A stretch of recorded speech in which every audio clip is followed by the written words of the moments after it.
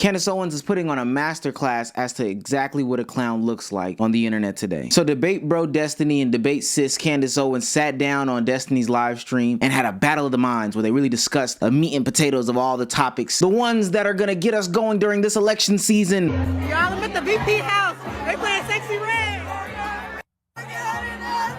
Is it Black excellence gathering a bunch of students and playing Ski Yee by Sexy Red? Is that actually Black excellence, or is that actually government excellence? That's right, ladies and gentlemen. They sat down and they discussed, is Sexy Red Black excellence? The things that America needs to know about, the things that's really on Americans' minds. So there has been a very obvious corrosion in Black culture. Like the music that I grew up in, I was listening to The Temptations, Lauryn Hill, like it was all about like family, love. It was real talent. I do want to point out that Candace Owens was born in 1989, maybe 2 or 3 years before gangster rap was invented and introduced and displayed on a worldwide view. So we'll say that she was definitely a 90s kid, and she grew up in the total era of probably the most controversial hip hop music to come out. So for her to say that, you know, now is worse than that, stop it. You've got to stop it. You also didn't grow up in that time period either. Now, maybe you weren't subjected to some of these things. That's a different conversation, but let's keep the points together, Candace, and not lie and tell it differently. There's a really disgusting artist named Sexy Red, who they're now making a thing, right? At her baby shower was twerking and in like somebody's face was inside of her butt cheeks. That to me is very intentional, because you're not signing her based on talent. You're not signing her based on following.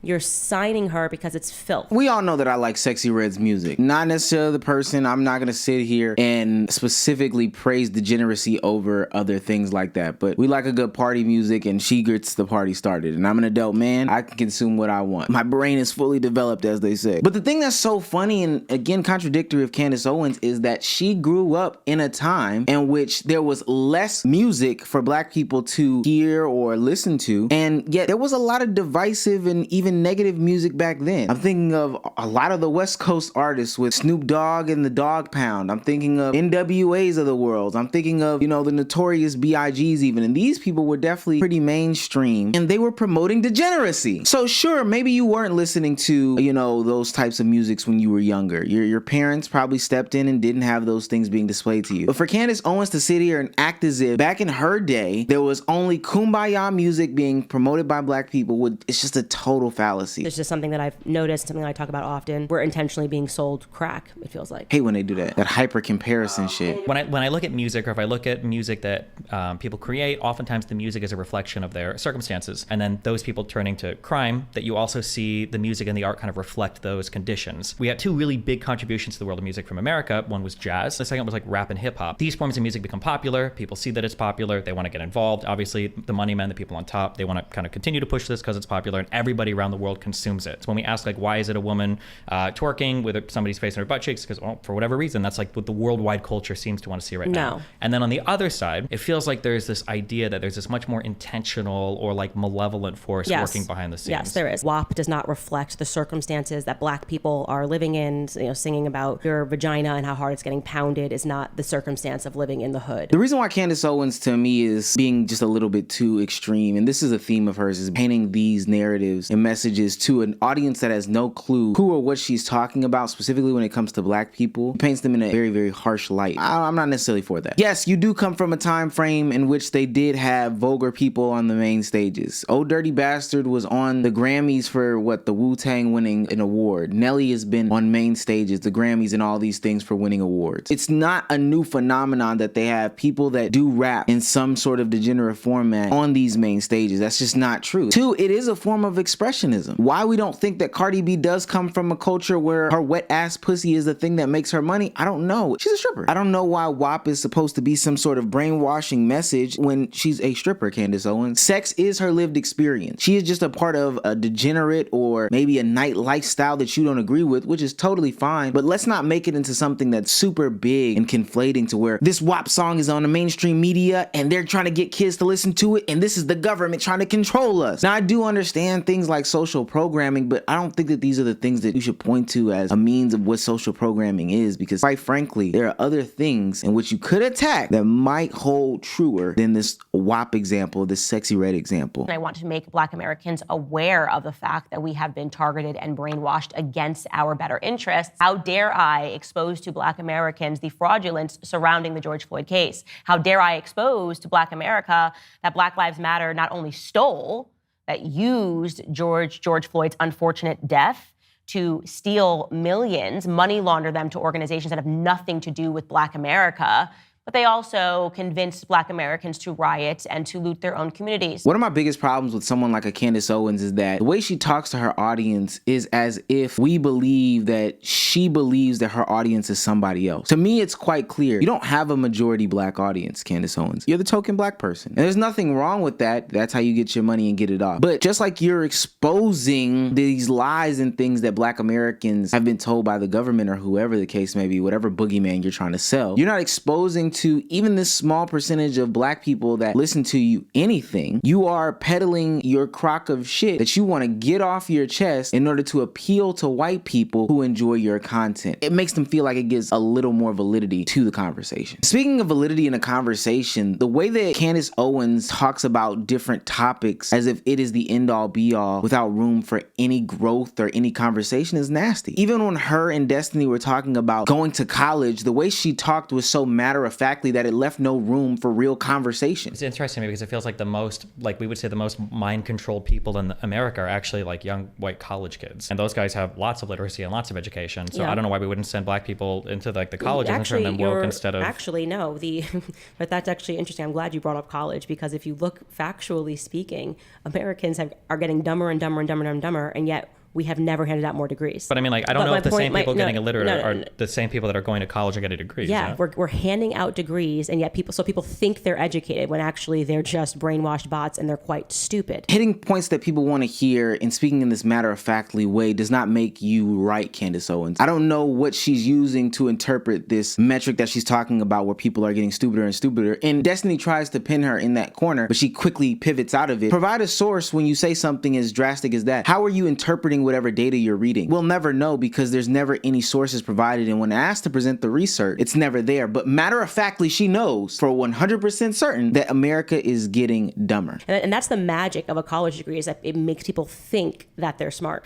I just think that like if you wanted to control, it just seems strange that we've got two completely and totally diametrically opposed ways of controlling society. One is to make Black people specifically, I guess, illiterate so that they are easier to manipulate, even though I seriously doubt these people even vote that much. And then the other is to make people the most literate by sending them to college and have them read They're not the most literate. That's what I'm telling you. They are not the most literate. You think people that graduate with college degrees can't read well? Yeah, what I'm telling you is yes. That's what I'm telling you. They're not the most literate. What would I look up to verify that if I wanted to see like... You got to do the research in your own time. I have done the research. Like, I'm happy to... True. What do you mean it's not true? See, that's it right there. Destiny tries to pin her down on her argument. She's going to pivot out of it with a lot of hyperbolic talk and a lot of cherry picking of people and conversations. And I think that that's what makes these debate bros and debate sisses stupid as hell. We can never have an actual conversation that try to get us to a singular point. I do applaud Destiny here for actually actively going into a point, but these are the things that make people like Candace Owens insufferable. You can't just say things because you claim also to be more educated and more enlightened and more woke, and I know they don't like that word, than other people are on these situations without providing some sort of evidence. If anything, you are doing the same type of brainwashing that you convince people that you are trying to educate them on. And I think that that's counterproductive, or it's all a big scheme and it's part of your brainwashing to get people to watch your content. So now I'm sure when faced with this obstacle, she'll start to throw out huge big figures or, you know, tell this hyperbolic story about how she or somebody else she knows, because she's done it 5 times, had it so hard and how much they had to pay for when it comes to school. And that's supposed to turn people off of school because that's the opposition to Destiny pushing people into school, as opposed to having a proper conversation about how to go to school. What do you mean it's not true? Just what I said. As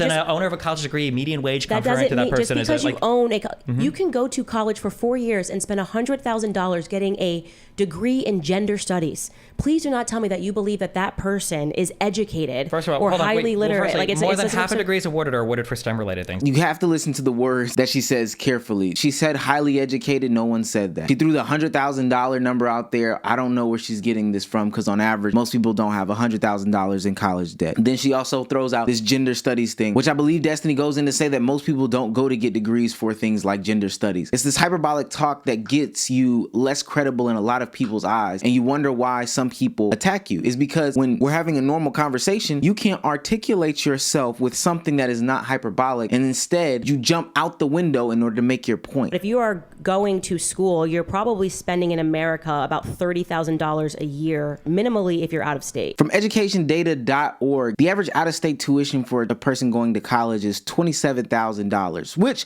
would give a lot of credibility to what Candace Owens is saying if she then told the rest of the story, where there's a great majority of Americans, and I mean on the higher ends, that don't attend schools out of state. And I think instead of trying to paint this narrative about school and how bad it is and what's negative about it, we would probably do a better job of sitting here trying to educate. Candace, you went to school the wrong way, and that's perfectly fine, but now let's not turn our backs on school and be dismissive about it. We know that those people fare in a plethora of different ways better than people that do not. So instead of turning your back on it, tell them how to do it in a smarter way. There's financial aid, there's scholarships, there's grants, there's a bunch of different things. There's staying in state. You went to University of Rhode Island for a journalism degree. You would be the exact same person that people would laugh about today. And because you know that, you then try to make this whole big pitch about why it is negative. And now let's not forget, this is the same Candace Owens who won a large lump sum settlement after she was in a Supreme Court lawsuit with the help of the NAACP when she was a graduate of high school as she was a teenager. And what did she do with that large lump sum of money? She claimed she had $100,000 in school debt. I don't know when you had such a large lump sum of money. Listen, there were bad decisions that were made. I think it would just be better if we talked about those. So that's only 51% of people, I guess, that acquired debt, and then their average debt is about $29,400. Are you? I don't get what the point is of you doing this. The point of him doing this is to prove with statistical evidence that your hyperbolic and honestly own personalized story is not the testament to what point you're trying to make. But you as a debate bro, because you can't also admit that I might be misleading here and this goes against my narrative, won't tell the truth. And just like any debate conversation on the internet, when they do these stupid back and forths where they don't let somebody get to their point or get to a middle ground, they start to turn into a shameless name calling event, kind of like what Candace Owens did when she called Destiny a frat boy. You're 35 years old. Yep.